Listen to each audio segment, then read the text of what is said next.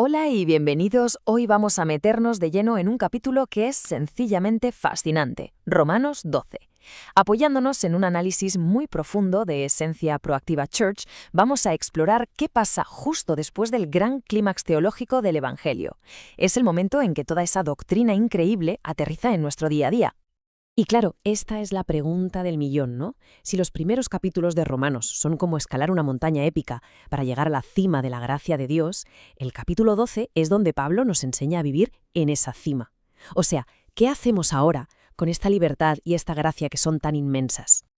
Bueno, y aquí es donde viene el giro de guión. Después de 11 capítulos de una doctrina que es densa, que es potente, el apóstol Pablo cambia de marcha. Es como si de repente dijera, vale, a la luz de esta gracia monumental que hemos visto, así es como se ve una vida que responde a ella. Ya no se trata solo de tener la información correcta en la cabeza, se trata de vivirla. Venga, pues esta es la hoja de ruta que vamos a seguir. Empezaremos viendo cómo se construye ese puente entre la teoría y la vida real. Luego, exploraremos la verdadera motivación que hay detrás del cambio. Nos meteremos de lleno en la batalla que se libra en la mente. Veremos cómo todo esto se demuestra en el amor de verdad, sin caretas. Y cerraremos con esta idea increíble de un culto que dura toda la semana. Muy bien, pues vamos al lío con la primera sección, de la doctrina a la vida. Aquí es donde se nos presenta el gran llamado a ser coherentes. La pregunta es, ¿cómo pasamos de entender la gracia a vivir de una forma que tenga sentido con lo que creemos? Este es el versículo que lo arranca todo. Y fijaos en el tono. Pablo no da una orden, no, él ruega. Y su argumento no se basa en el miedo o en una amenaza, sino en algo mucho más poderoso, las misericordias de Dios. Todo eso que ha estado explicando durante 11 capítulos. Pasamos a la segunda sección para entender bien la motivación. Si la respuesta es una entrega total, la pregunta es ¿por qué? ¿Qué es lo que nos mueve a hacerlo? Aquí es donde descubrimos la lógica de la gracia, que no tiene nada que ver con el miedo o el deber, sino con una gratitud que nos desborda. Lo que de verdad nos impulsa a cambiar, según Pablo, es pararse a pensar en todo lo que Dios ha hecho, la justificación, la adopción, la libertad. El análisis de Esencia Proactiva Church lo subraya muy bien. Cuanto más se comprende la gracia, más inevitable y lógica parece la entrega total. Es una consecuencia natural. Y ojo, porque ahora el texto nos lanza dos conceptos que rompen todos los esquemas de la época: sacrificio vivo y culto racional. Vamos a desgranarlos, porque aquí está la clave de todo. Es que esto es brillante. En la antigüedad, un sacrificio se ponía en el altar y moría. Fin de la historia. Pero lo que Pablo pide aquí es algo totalmente subversivo. Un sacrificio que sigue viviendo, que se levanta por la mañana, que va a trabajar, que habla con la gente. O sea, nuestros cuerpos, con todo lo que hacemos con ellos, se convierten en el altar. La expresión que usa Pablo en griego es logiken latreian. Y esto no se refiere solo a cantar el domingo. Es una adoración donde la mente, la lógica, procesa la inmensidad de la gracia y llega a una conclusión ineludible. La única respuesta coherente es una vida entregada por completo. Y claro, esta idea de un culto racional nos lleva de cabeza al siguiente punto, al campo de batalla interior, que es la mente, porque una transformación por fuera solo puede ocurrir si primero hay una auténtica revolución por dentro. Aquí vemos dos fuerzas que tiran en direcciones opuestas. Conformarse es, básicamente, dejarse llevar. Es permitir que la cultura, con sus valores y sus modas, nos meta en su molde.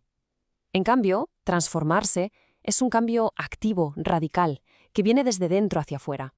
La palabra que Pablo usa aquí es metamorfose, de donde, claro, viene nuestra palabra metamorfosis. No está hablando de un simple ajuste de comportamiento, de un cambio cosmético. Está hablando de una transformación total, como la de una oruga que se convierte en mariposa. Y aquí está el motor de todo este proceso. Dios cambia nuestra manera de pensar antes de cambiar nuestra manera de actuar. Al renovar la mente, su voluntad deja de parecernos algo restrictivo y empezamos a verla y a experimentarla como lo que es, algo bueno, agradable y perfecto. Vale, todo esto suena muy bien. Tenemos una teología sólida, una mente que está en proceso de renovación, pero ¿cuál es la prueba del algodón? ¿Dónde se ve esto de forma tangible, en la vida real? Pues la respuesta la encontramos en esta cuarta sección, el amor sin máscara. La prueba definitiva de una mente transformada se encuentra en el laboratorio de la vida, en nuestras relaciones con los demás. Ahí es donde se ve todo. Y Pablo va directo al grano, ¿eh? El estándar lo deja claro desde el principio. El amor que nace de esta nueva vida tiene que ser auténtico, sin ninguna pretensión. La palabra griega que se traduce como fingimiento es hipocrisis, de donde, como es evidente, viene hipocresía. Y lo curioso es que en su origen se refería a los actores que usaban máscaras en el teatro. Así que el amor cristiano, por definición, es un amor que se quita la máscara, que es completamente genuino. Y estas son las pruebas prácticas. No es un sentimiento en el aire, es aborrecer activamente lo que está mal, servir con humildad y quizá lo más difícil de todo, responder a una ofensa no con venganza, sino con el bien. Como bien dice Esencia Proactiva Church, la prueba de que se ha entendido la gracia no es lo que uno sabe, sino cómo uno ama. Y así llegamos a la gran síntesis de todo, a nuestra sección final, el culto de cada día. Romanos 12 nos llama a una integridad espiritual, donde lo que creemos y cómo vivimos son por fin una sola cosa. Y esta es la moraleja que Esencia Proactiva Church destila de una forma potentísima. Si la teología sobre la gracia es impecable, pero la vida sigue siendo egocéntrica y reactiva, entonces solo se tiene información, no transformación. El Evangelio salva para que la persona se entregue. Y esta frase final, bueno, creo que lo resume todo de una manera que se queda grabada. La adoración no es un evento de 1 hora a la semana, es la ofrenda continua de una vida entera, presentada cada día de nuevo en el altar. Con esto cerramos nuestro análisis.